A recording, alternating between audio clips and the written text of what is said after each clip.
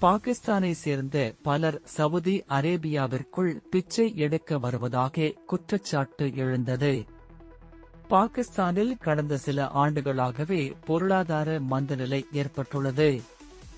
இதனால் அத்தியாவசிய பொருட்களுக்கு தட்டுப்பாடு, வேலைவாய்ப்பின்மை என பல பிரச்சனைகளை அந்நாட்டு மக்கள் சந்தித்து வருகின்றனர்.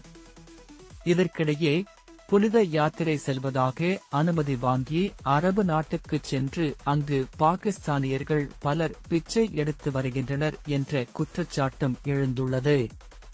இவ்வாறு புனித யாத்திரை பெயரைச் சொல்லி பிச்சை எடுக்க நுழையும் பாகிஸ்தானியர்களை பிடித்து மீண்டும் பாகிஸ்தானுக்கு அனுப்பி வருகிறது. மேலும் பிச்சை எடுத்து பிடிபட்ட பிச்சைக்காரர்களில் 90% பேர் பாகிஸ்தானை சேர்ந்தவர்கள் என அரபு அமீரகத்திற்கான பாகிஸ்தான் வெளியுறவு அதிகாரி தெரிவித்தார்.